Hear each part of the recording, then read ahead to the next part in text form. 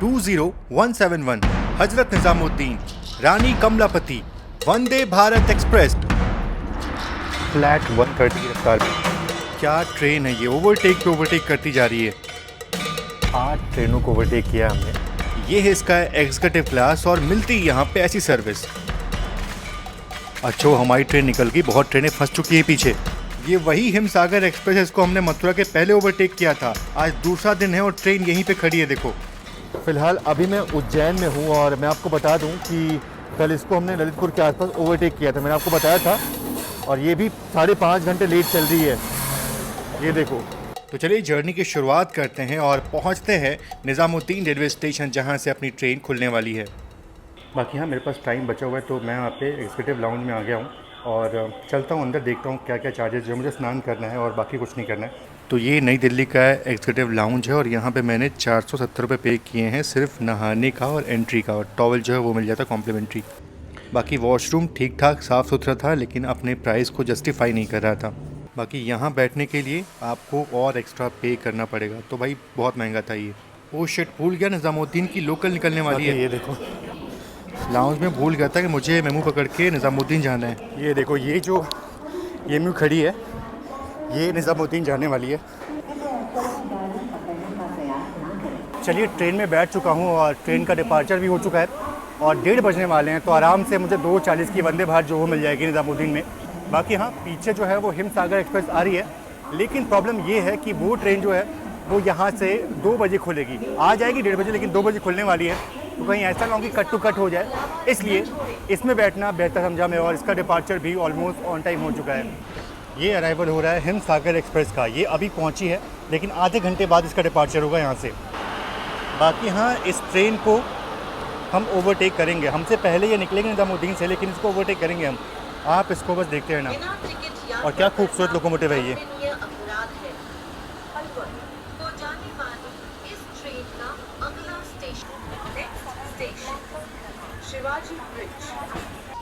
तो काफ़ी देर तक अपनी ट्रेन निज़ामुद्दीन के आउटर में रुकी रही और अब जाके अराइवल हो रहा है अपना निज़ामुद्दीन रेलवे स्टेशन में। तो काफ़ी लेट जो है वो हो गया, बट ये है कि अभी वंदे भारत का निकलने में काफ़ी वक्त बचा हुआ है, तो कोई दिक्कत की बात नहीं है।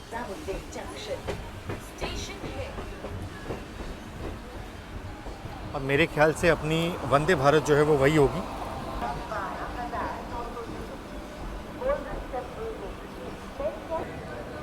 और ये खड़ी है गोवा एक्सप्रेस जो यहाँ से 3:10 या 15 मिनट शायद निकलती है। तो ये तो हमारे निकलने के बाद ही निकलेगी, तो ओवरटेक तो उसको हम नहीं करेंगे, बिल्कुल पीछे बिछाएगी हमारे ये। बाकी यहाँ पर डिपार्चर हो चुका है हज़रत निज़ामुद्दीन जबलपुर श्रीधाम एक्सप्रेस का और इसको ओवरटेक करेंगे हम। ये ट्रेन को ओवरटेक हम करेंगे, कहाँ करेंगे ये देखने वाली बात होगी, लेकिन इसको पक्का से ओवरटेक हम करने वाले हैं। फिलहाल इसका डिपार्चर हो गया और ये ट्रेन आज भी ICF ब्रेक साथ चलती है।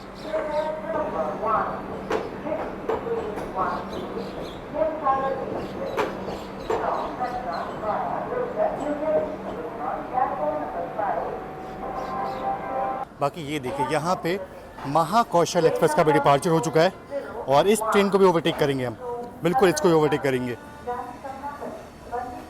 2:10 पे इसका डिपार्चर हुआ, 2:05 पे श्रीधाम का डिपार्चर हुआ, पर दोनों ही ट्रेन को ओवरटेक करने वाले हैं।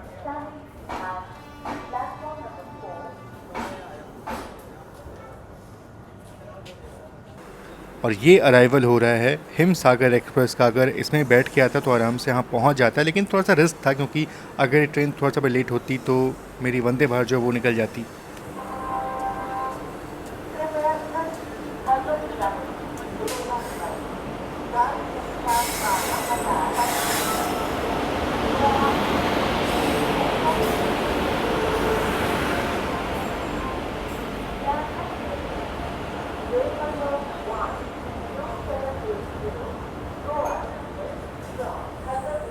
तो दोपहर के 2:20 का वक्त हो रहा है और स्टेशन बहुत पहले ही पहुंच गया था मैं। और बाकी सामने खड़ी है अपनी हज़रत निज़ामुद्दीन रानी कमलापति वंदे भारत एक्सप्रेस। एक ज़माने में ये ट्रेन 160 की रफ्तार में चलती थी, लेकिन अब ये ट्रेन जो है वो सिर्फ 130 की रफ्तार में चलती है। बाकी हालत देखो आप, जब नई नई ये खुली थी तो क्या चमक रही थी ये, और अभी देखो इसकी हालत जो है वो कैसी हो रखी है। बिल्कुल वाइट कलर जो है वो येलो में कन्वर्ट हो चुका है ऑलमोस्ट, और शायद इसीलिए जो भगवा कलर है वो इस्तेमाल होता है वाइट की जगह, जो नई वंदे भारत आती हैं, कि वो गंदी कम से कम ना दिखें। और ये तो बिल्कुल बाहर से गंदी जो है वो दिख रही है। और आज मैं ट्रैवल करने वाला हूँ इसके एग्जीक्यूटिव क्लास में, तो देखते हैं कि एग्जीक्यूटिव क्लास का एक्सपीरियंस जो है वो कैसा होता है इस ट्रेन का। और बाकी इस तरफ अपनी हिमसागर एक्सप्रेस का डिपार्चर हो चुका है, लेकिन इसको भी ओवरटेक करने वाले हैं हम। आगे चल के ये ट्रेन भी ओवरटेक होगी।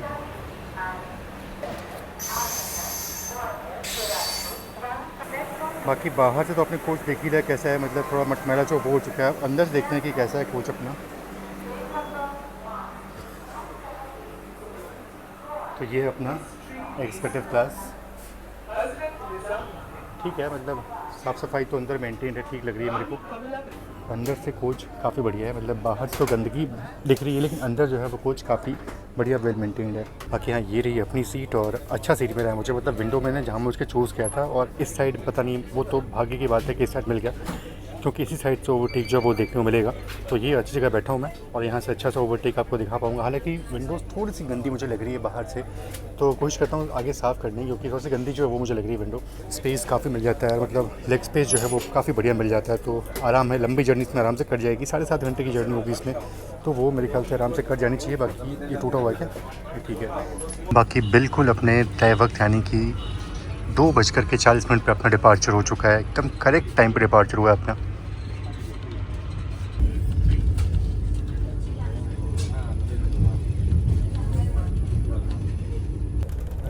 ये देखो अपनी ट्रेन की रफ्तार फ़िलहाल कितनी है, 100। अच्छा, मुझे लगा शायद 140 पहुंच गई, पर फ़िलहाल अभी 125 किलोमीटर पर आवर की रफ्तार से ट्रेन चल रही है अपनी। अब जाके 130 जो है वो हुई। चलो, पानी की बोतल जो है वो मिल जाती है 500 ml, आधा लीटर पानी जो वो मिलता है। बाकी हाँ, एक चीज़ ये है कि आप एक्स्ट्रा मांगोगे 500 ml तो और आपको एक्स्ट्रा मिल जाएगा, लेकिन उसके बाद का मुझे पता नहीं। लेकिन हाँ, 500 ml और आप मांग सकते हो, ये मुझे पता है। और ये किसको ओवरटेक कर रहे हैं? मेरे ख्याल से शायद से कोई एम्प्टी रेक है। हाँ बिल्कुल ऐसा ही कुछ चाहिए।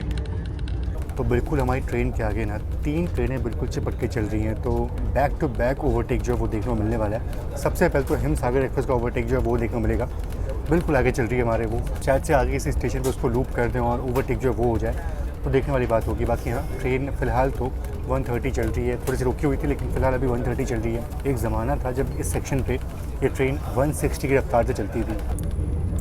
ये देखिए यहाँ पे ओवरटेक हो रहा है अपनी हिमसागर एक्सप्रेस का।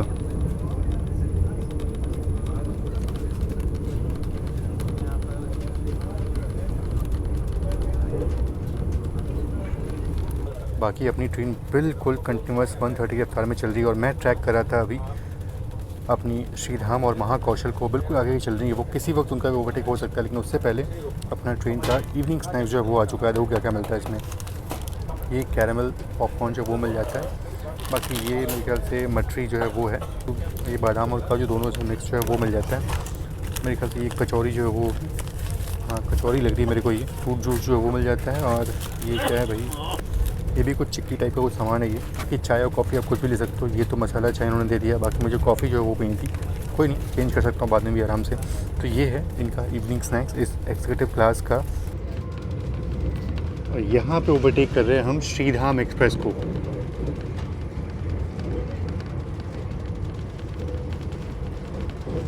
फ्लैट 130 की रफ्तार में। तो ये ओवरटेक हुआ श्रीधाम एक्सप्रेस का, और इसके बाद अभी आगे आगे महाकौशल जो है वो चल रही है, तो लगे हाथ तो उसका भी ओवरटेक बहुत जल्दी देखने को मिलने वाला है। बाकी हाँ, अपना बाकी ज़्यादा कुछ तो उसमें ट्राई करने लायक है नहीं, सिर्फ कचौड़ी जो है वो ट्राई कर सकता हूँ मैं। कुछ ऐसा जो है वो मिल जाता है। देखो थोड़ा ड्राई ड्राई जो है वो लग रहा है मुझे, और स्टफिंग के नाम पे देखा जाए, बाकी हाँ स्टफिंग के नाम पे थोड़ा बहुत आपको स्टफिंग जो है वो मिल जाएगा, तो ठीक है, देखने में तो अच्छा लगता है। ये कचौरी कम और बाटी ज़्यादा लग रहा है मेरे को, तो गरम गरम इसलिए टेस्ट इसका ठीक ठाक लग रहा है मेरे को। अदरवाइज़ अगर ये ठंडा होता है तो शायद इतना अच्छा जो है वो लगता है मेरे को। तो ठीक है, बढ़िया है, कोई दिक्कत की बात नहीं है। और ये देखिए यहाँ पे मेरे ख्याल से महाकौशल को ओवरटेक कर रहे हैं हम कोसी कला में। तो इस ट्रेन का भी ओवरटेक यहाँ पे हो गया। बैक टू बैक तीनों ट्रेन ओवरटेक यहाँ पे हो चुकी हैं। क्या प्रायोरिटी मिलती है इस ट्रेन को इस रूट पे। अभी तो बहुत सारी ट्रेनें जो है वो लूप पे खड़ी होने वाली है इसके चक्कर में।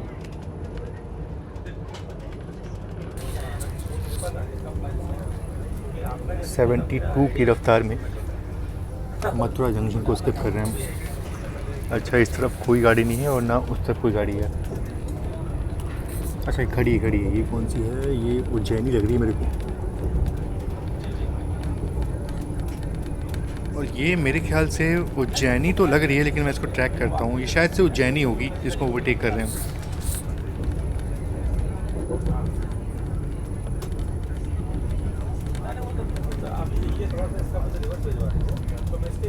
वो जो ट्रेन मथुरा में खड़ी थी वो थी ट्रेन नंबर 14310, योगी नगर ऋषिकेश रानी लक्ष्मीबाई नगर उज्जैनी एक्सप्रेस। तो उसको ओवरटेक हमने किया वहाँ पे, हालांकि उसका वहाँ पे हॉल्ट था तो ओवरटेक ही मानेंगे उसको। और अभी स्किप कर रहे हैं राजा की मंडी रेलवे स्टेशन को, और जस्ट इसके बाद आगरा कैंट रेलवे स्टेशन आता है। तो जल्दी पहुंचने वाले हैं और बिल्कुल समय का पता ही नहीं चला कि इतना जल्दी हम आगरा पहुंचने वाले हैं।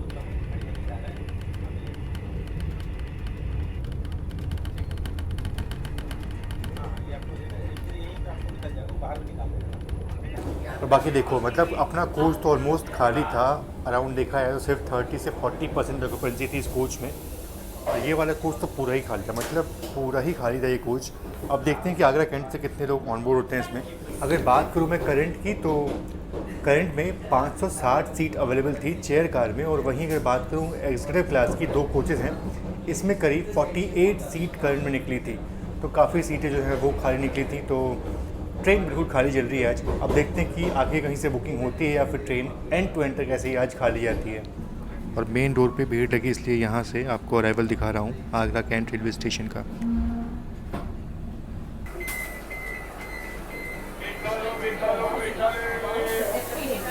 तो फिलहाल वक्त हो रहा है 4:36 का, और ट्रेन का यहाँ पे टाइम था 4:16 पहुँचने का। तो ट्रेन यहाँ पे ऑलमोस्ट 18 मिनट लेट पहुँची है।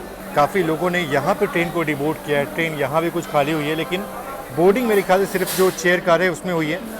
अपने कोच में ज़्यादा बोर्डिंग जो है वो नहीं देखने को मिली है। बाकी हमसे आगे ना कलिंग उत्कल चल रही है, और भी बहुत सारी ट्रेनें हैं। झेलम हो गई अपनी, और एक और कोई ट्रेन याद नहीं आ रही है, पर 3-4 ट्रेनें जो है वो हमसे आगे चल रही हैं, और उन सभी ट्रेनों को ओवरटेक हम करने वाले हैं। तो बैक टू बैक एक्शन जो वो देखने को मिलने वाला है इसके बाद, आगरा के बाद।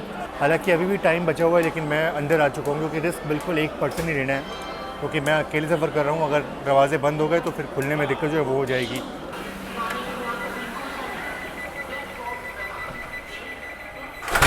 तो ट्रेन यहाँ ऑलमोस्ट 5 मिनट की रुकी रही, लेकिन मैं सिर्फ 2 ही मिनट बाहर रहा, क्योंकि भैया रिस्क होता है, डर लगता है मेरे को बाहर रहने में वंदे भारत से। और जैसे ही डोर्स बंद हुए तुरंत अपना डिपार्चर हो चुका है। तो वंदे भारत की एक्सेलरेशन आप देखो। तो अभी ना कलिंग उत्कल हो गई, झेलम हो गई, अपनी पातालकोट हो गई, सचखंड हो गई, ये सारी ट्रेनों को ओवरटेक करने वाले हैं, और बिल्कुल एक के पीछे एक चल रही हैं। तो जहाँ भी ओवरटेक करेंगे ना, बैक टू बैक ओवरटेक जो है वो करने वाले हैं। फिलहाल तो मुझे लगता है शायद धौलपुर पहुँचते या फिर धौलपुर में किसी एक ट्रेन को तो ओवरटेक कर ही देंगे हम। शायद से कलिंग उत्कल को पहले ओवरटेक करेंगे धौलपुर में। और कोई तो ट्रेन हमको ट्रोल कर रही है, जिस कारण से अपनी रफ्तार यहाँ पे बहुत देर से स्लो हो चुकी है। लेकिन हाँ, जब भी निकलेंगे एक साथ निकलेंगे, सबको ओवरटेक करेंगे। एक्सेलरेशन देखो, अभी ट्रेन रुकी थी और अचानक से ऐसा एक्सेलरेशन हुआ, तो देख करके मज़ा जो है वो आ गया अपने को। ये देखो आप।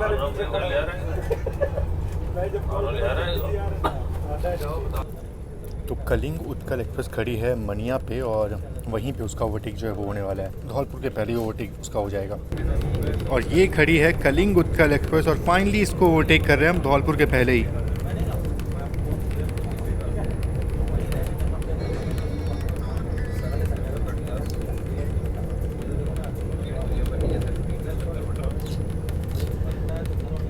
तो ये था कलिंग उत्कल का ओवरटेक, और अब अगला ओवरटेक धौलपुर में होने वाला है सचखंड एक्सप्रेस का। तो उसका भी ओवरटेक बहुत जल्दी देखने को मिलने वाला है। क्या गाड़ी है, बवाल गाड़ी है, मतलब ओवरटेक पे ओवरटेक करते हुए जा रही है ये।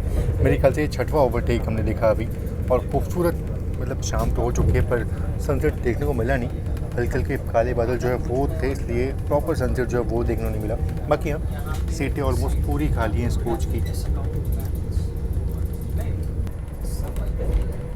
ऐसा लगता है कि बिल्कुल 130 की रफ्तार में ओवरटेक करेंगे हम।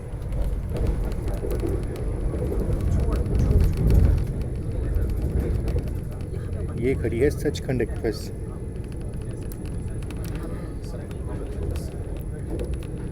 हो स्लो हो गई यहाँ पे ट्रेन अपनी।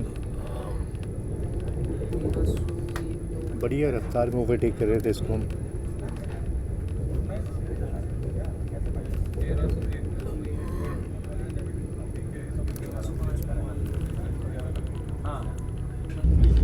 और ये अभी क्रॉस कर रहे हैं चंबल नदी को। और बारिश के वक्त में ना, जब मानसून अपने पीक में था, तब बहुत ज़्यादा वाटर फ्लो था इसका, पूरा पानी यहाँ भरा हुआ था। लेकिन अभी स्लोली पानी थोड़ा कम हो रहा है।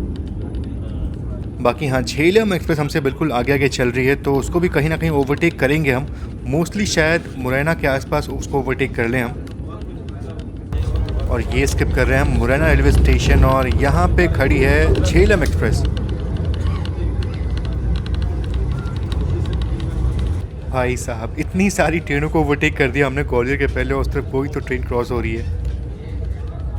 एक सिया राजधानी है और एक ये वंदे भारत, गजब ओवरटेक करती हैं ट्रेनों को ये। तो अभी जो ट्रेन मुरैना में खड़ी थी वो झेलम एक्सप्रेस थी, और आपने देखा कि उसका जो लोकोमोटिव था वो डेड हो चुका था। जो मेन लोकोमोटिव था वैप 7 वो डेड था, और आगे वैप 4 जो है वो लगाया गया था। तो ये हमने ओवरटेक किया। बाकी हाँ, कोई ट्रेन क्रॉस भी हुई थी, तो वो पता नहीं कौन सी ट्रेन थी, वो देख नहीं पाया मैं। बाकी एक चीज़ ये भी है कि पातालकोट जो है जस्ट हमसे आगे निकली है, तो उसको भी ओवरटेक हम ग्वालियर से पहले कर लेंगे। बिल्कुल ग्वालियर में हम पहले पहुंचेंगे और पातालकोट जो है वो बाद में वहाँ पहुंचेगी, तो एक और ओवरटेक जो है वो देखने को मिलेगा। और मेरे ख्याल से ये ओवरटेक नंबर 7वां था और पातालकोट का 8वां होगा शायद से, देखता हूँ। और ये देखो, अब मैं बैठा था उस वाली सीट पे, आप ये देखो कितना गंदा है बाहर से सीट। अगर मैं ऐसे यहाँ से कुछ ओवरटेक दिखाने की कोशिश करूँ तो बीच में आपको ये जो स्पॉट्स हैं वो देखने को मिलेंगे।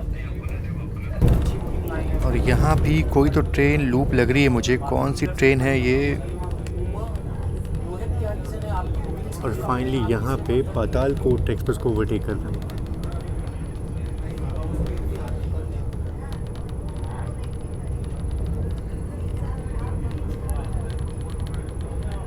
ग्वालियर यहाँ से बहुत दूर नहीं है, बस 5-6 किलोमीटर दूर होगा। लेकिन अभी ट्रेन की रफ्तार देखो आप, कंटिन्यूस 130 की रफ्तार में ट्रेन चल रही है। और मुझे लगता है शायद ग्वालियर में ये ट्रेन ऑलमोस्ट पूरी खाली जो है वो हो जाएगी। तो फाइनली ग्वालियर पहुंच रहे हैं, और ऑलमोस्ट अगर देखा है तो 300 किलोमीटर की जर्नी हमने पूरी कर ली यहाँ पहुँचते पहुँचते। और इस 300 किलोमीटर की जर्नी में ना 8 ट्रेनों को ओवरटेक किया। सोचो, जब ये वंदे भारत चलती इस ट्रैक पे, तो पता नॉर्मल ट्रेनों का हाल जो है वो जैसा ही होता है, बिल्कुल सब लूप जो है वो हो जाते हैं। फिलहाल अपना अराइवल हो रहा है ग्वालियर जंक्शन रेलवे स्टेशन पे।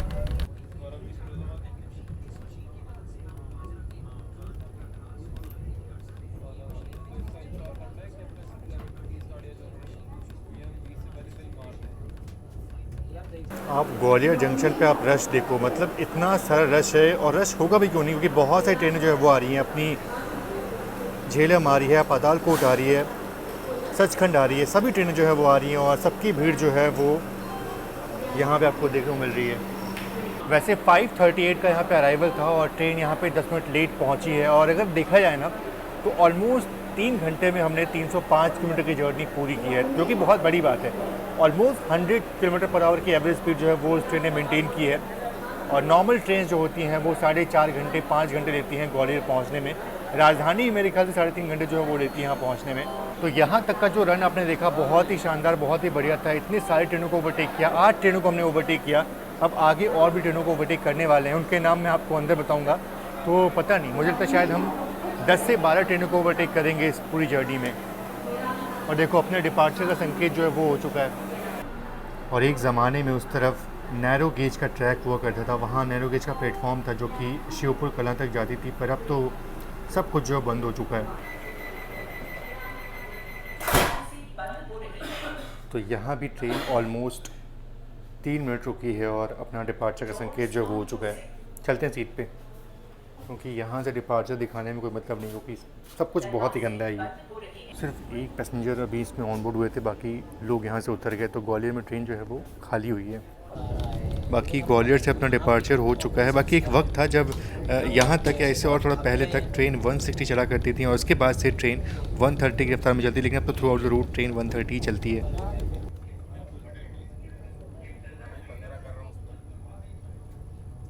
और ये डबरा रेलवे स्टेशन को स्किप कर रहे हैं। धीरे धीरे अंधेरा हो जाएगा और स्टेशन का स्किप दिखाना बहुत मुश्किल हो जाएगा आगे। तो शाम के करीब 7 बजने वाले हैं और अपनी ट्रेन पहुंचने वाली है वीरांगना रानी लक्ष्मीबाई रेलवे स्टेशन। और मुझे लग रहा है शायद से अपनी ट्रेन जो है वो वहाँ 5 मिनट लेट पहुँचेगी, पर कोई बात नहीं, चलता है। और मैं वेट कर रहा हूँ कि डिनर जो है वो कब सर्व हो। देखो, ग्वालियर से निकलने के बाद ज़्यादा कुछ शूट किया नहीं मैंने, और वैसे भी कुछ दिखा नहीं पाता। दतिया डबरा का स्क्रिप्ट जो है वही था, कुछ ओवरटेक हुआ नहीं। सिर्फ एक आगरा झांसी जो मेमू चलती उसका ओवरटेक हमने किया था, भाई कोई ओवरटेक हुआ नहीं। अब जो भी ओवरटेक होगा वो मेरे ख्याल से झांसी के बाद ही देखने को मिलेगा। फ़िलहाल तो अपनी ट्रेन झांसी पहुंचने वाली है, तो अराइवल जो है वो देखते हैं। और बाकी ये देखो, ये है E2 कोच और ये बिल्कुल ही खाली है। मतलब मेरे ख्याल से सिर्फ 15% लोग जो है वो होंगे इसमें। ये देखो, अपने कोच में तो ऑलमोस्ट सभी लोग, इतने लोग डिवोट कर रहे हैं भैया, काफ़ी लोग यहाँ से उतरने वाले हैं। चलिए, तो वक्त हो चुका है, ऑलमोस्ट 7 बजने वाले हैं। 6:55 जो है वो हो रहा है और झांसी में अपना अराइवल हो चुका है। तो वक्त हो चुका है शाम के 7 बजे का, ऑलमोस्ट 7 बज चुके हैं और पहुंच चुके हैं वीरांगना रानी लक्ष्मीबाई रेलवे स्टेशन। बैठे बैठे देखो, पता नहीं, ठीक है, मतलब ऐसा कुछ दिक्कत नहीं है। एग्जीक्यूटिव क्लास में शायद बढ़िया से पुशबैक करके बैठा था, इसलिए कोई दिक्कत जो है वो हुई नहीं मुझे। लेकिन शायद से अगर चेयर कार में बैठता तो दिक्कत थोड़ी अब शुरू होती। बाकी हाँ, बात करूँ तो हमने करीब 405 किलोमीटर की जर्नी पूरी कर ली है, और ये जर्नी पूरी करते करते हमने करीब 4 घंटे 15 मिनट का वक्त जो है वो लिया है। बाकी यहाँ एक और वंदे भारत चलती है, खजुराहो वंदे भारत रूट पे चलती है, वो 4 घंटे 30 मिनट का वक्त लेती है, तो ये 15 मिनट थोड़ा सा पहले पहुँचाती है यहाँ पे। वही बात करोगे राजधानियों की, तो वो 4 घंटे 35 मिनट, 4 घंटे 25 मिनट ऐसे लेती है। शताब्दी एक्सप्रेस भी अराउंड 4 घंटे 25 मिनट का वक्त लेती है यहाँ पहुँचने में। तो अच्छा देखा जाए तो सबसे फास्टेस्ट ट्रेन झांसी पहुँचने के लिए यही मानी जाती है। बाकी चलो अब चलते हैं अंदर, भैया बहुत देर तक बाहर रहना सही नहीं है। हालांकि यहाँ 5 मिनट का हॉल्ट ज़रूर से है, लेकिन ट्रेन यहाँ पे करीब 2 मिनट लेट पहुँची है। बाकी हम अब सीधा इसके बाद हमारा हॉल्ट जो है वो रानी कमलापति होने वाला है। भोपाल में हमारी ट्रेन रुक के भोपाल को स्किप करती है, तो सीधा वहीं हॉल्ट होगा अपना। और मोटा मोटी दिखाया जाए तो 300 किलोमीटर की जर्नी यहाँ से ट्रेन करने वाली है, बिल्कुल नॉन स्टॉप, और वो भी 3 घंटे 15 मिनट में। तो एवरेज स्पीड जो है वो बिल्कुल बढ़िया मेंटेन करके रखने वाली है। लेकिन मैं सोच रहा हूँ कि जिस दिन ये पूरा रूट जो है 160 हो गया ना, तो ये जो 7.5 घंटे लग रहे हैं भोपाल पहुँचने में, शायद से 6 घंटे में हम दिल्ली से भोपाल जो पहुँच जाएँ। बाकी ये है झांसी रेलवे स्टेशन। थोड़ा बदलाव जो है वो देखने को मिल रहा है मेरे को। यहाँ बढ़िया वेटिंग रूम जो है वो बना हुआ है, पहले मैंने देखा नहीं, बढ़िया वेटिंग रूम यहाँ बना हुआ है। तो फिलहाल जा तो नहीं पाऊँगा दिखाने के लिए, पर देख करके अच्छा लग रहा है कि थोड़ा बहुत डेवलपमेंट जो है वो स्टेशन पे हो रहा है। देखो भैया, मात्र 4 मिनट ट्रेन यहाँ पे रुकी और टूर जो बंद हो गया, इसलिए भले ही 5 मिनट का हॉल्ट हो, अगर ट्रेन थोड़ा लेट पहुँची हो ना तो जल्दी जो है वो डिपार्चर हो जाता है। बाकी अब देखो, ट्रेन ऑलमोस्ट यहाँ पे जो है वो खाली हो चुकी है। तो अब अपनी ट्रेन जो है वो सीधा रानी कमलापति रुकने वाली है। तो अब आराम से थोड़ा सोचा कि अब वैसे भी बाहर कुछ दिखा नहीं पाऊँगा आपको, बिल्कुल अंधेरा जो है वो हो चुका है। और मैं बैठा हुआ था उस तरफ, और ये देखो मैंने क्या किया है, इसको पूरा 360 जो है वो रोटेट कर दिया मैंने। आराम से पैर फैला कर यहाँ पे अब मैं थोड़ा सा लेटने की कोशिश वो करूँगा, क्योंकि अब इसके बाद कुछ दिखाने को है नहीं। कुछ ओवरटेक होने वाले, और वो जब होगा तो आपको दिखाऊँगा। वैसे भी रात के वक्त में तो क्या ही ओवरटेक दिखा पाऊँगा आपको यहाँ से मैं।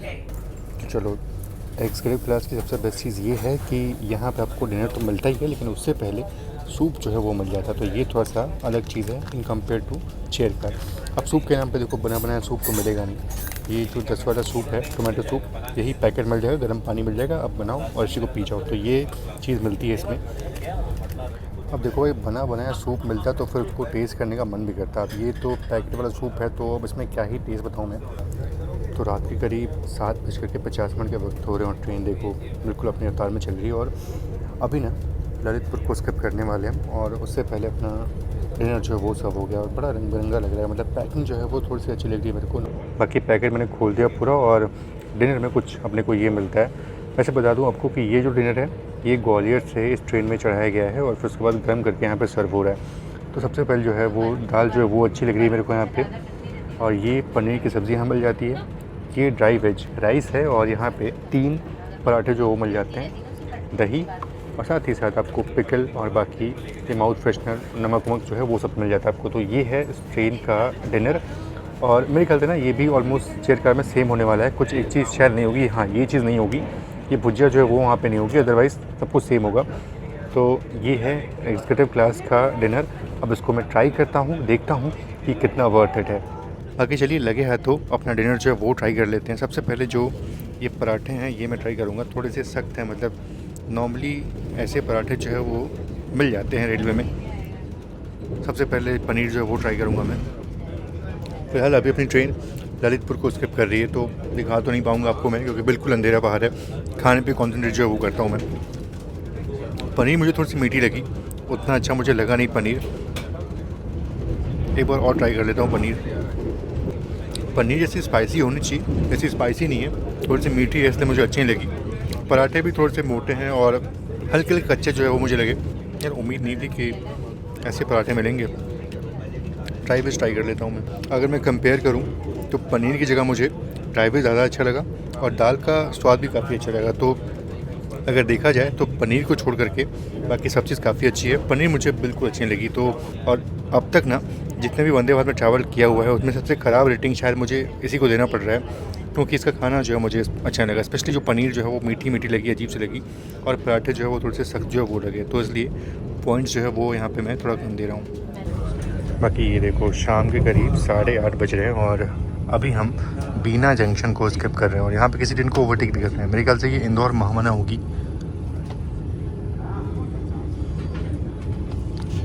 मैं इसको ट्रैक तो नहीं कर रहा था क्योंकि रात के वक्त में क्या ही ओवरटेक दिखाऊंगा आपको, लेकिन बीना जंक्शन पे ये ट्रेन तो खड़ी है। बाकी इसके पहले तो कहीं हमने प्रयागराज दादर एक्सप्रेस को भी ओवरटेक किया था, तो वो ओवरटेक दिखा नहीं पाया क्योंकि बिल्कुल अंधेरा था बाहर। बताओ। और ये वाला कोच E2 कोच तो बिल्कुल ही खाली है, मतलब कोई भी यहाँ पे दिख नहीं रहा मुझे। एक दो लोग शायद पीछे बैठे हैं। बाकी यहाँ रात के करीब 9:30 बजे का वक्त हो रहा है और हमने ना अभी जस्ट कुछ देर पहले विदिशा को क्रॉस किया और बस बहुत जल्दी पहुँच जाएंगे भोपाल यानी कि रानी कमलापति। और बिल्कुल ऐसा लग रहा है कि शायद बिफोर टाइम वहाँ पहुँच जाएंगे। और अगर ऐसा होता है तो वाकई में बहुत ही अच्छी बात होगी, क्योंकि बिल्कुल ये ट्रेन बस भागती है यार, सिर्फ भागती है। 130 की रफ्तार में ये ट्रेन भागती रहती है और पता नहीं चलता कि कब स्टेशन जो है वो स्किप हो रहे हैं, कब ओवरटेक जो है वो हो रहा है। तो ये बड़ा अच्छा लगा मुझे, बहुत प्रायोरिटी मिलती है इस ट्रेन को और ऐसा लग रहा है कि सच में बिफोर टाइम पहुँच जाएंगे। बहुत ही कम बारी ऐसा होता है कि कोई ट्रेन भोपाल स्टेशन को स्किप करती है और ये ट्रेन भोपाल जंक्शन को स्किप कर रही है।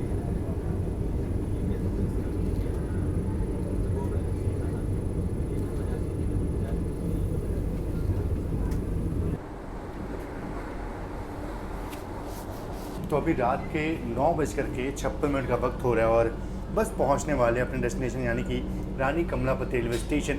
पहुंचने का समय 10:15 का था, 16 मिनट का था, लेकिन ट्रेन ऐसा लग रहा है कि बिल्कुल 15 मिनट बिफोर टाइम पहुंच जाएगी। रेवांचल एक्सप्रेस का डिपार्चर होता है RKMP से बिल्कुल, मतलब अपने तय वक्त से करीब, फ़िलहाल तो अभी 18 मिनट पहले हमारी ट्रेन पहुंच रही है यहाँ पे।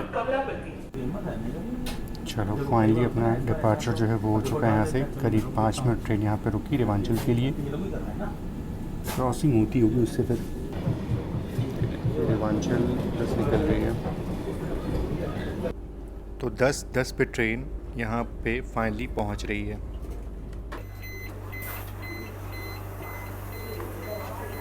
बाकी चलो फाइनली पहुँच चुके हैं रानी कमलापति और यहाँ पे ट्रेन ऑन टाइम पहुँची है भैया, बिफोर टाइम पहुँचने में 5 मिनट बिफोर। मतलब अगर वो ट्रेन नहीं निकलती रेवांचल नहीं होती तो और पहले पहुँचती। रोज का है ये, उससे ज़्यादा जल्दी आ भी नहीं सकती है रेवांचल के कारण। ये भी है। बाकी भैया ने काफ़ी बढ़िया वेट लूज़ किया यहाँ पे।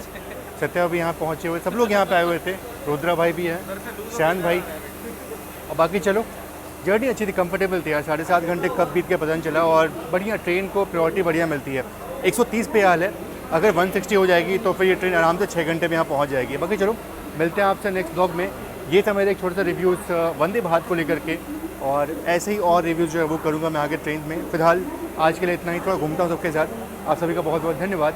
जय Hind and God bless you all. बाकी जब भी स्टेशन पे आता हूँ ना, वाकई बहुत अच्छा लगता है यार। क्या खूबसूरत बनाया गया इसको, मतलब लगता ही नहीं कि ये रेलवे स्टेशन है, बल्कि एयरपोर्ट जो है वो लगता है। वाह, बहुत ही खूबसूरत यार, बहुत ही उम्दा।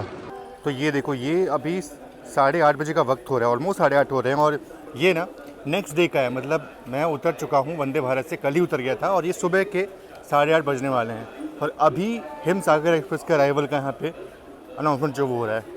रात में 2 बजे वो ट्रेन आती है, लेकिन अभी इतनी लेट हो चुकी है कि अभी पहुँच रही है वो।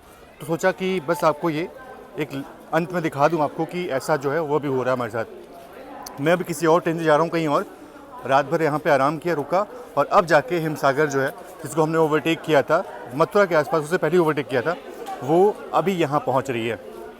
तो ये देखो, ये है अपनी हिमसागर एक्सप्रेस। आपको याद होगा यही लोकोमोटिव था वो, और इसको हमने ओवरटेक किया था।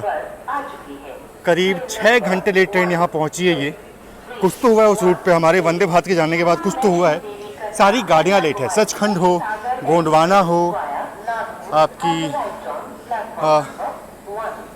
बाकी अगले दिन हमें पता चलता है कि सेंट्रल रेलवेज़ की जो राजधानी है उसके पेंटोग्राफ में कुछ तो OHE फंस के टूट गया था, कुछ ऐसा कुछ हुआ था, जिस कारण से वो रूट थोड़ा सा प्रभावित हो गया था। ट्रैफिक वहाँ प्रभावित हो गया था 6-7 घंटों के लिए, इसीलिए सारी गाड़ियाँ जो है वो लेट हुई। अभी मैं उज्जैन में हूँ और मैं आपको बता दूँ कि कल इसको हमने ललितपुर के आसपास ओवरटेक किया था, मैंने आपको बताया था। और ये भी 5.5 घंटे लेट चल रही है, ये देखो।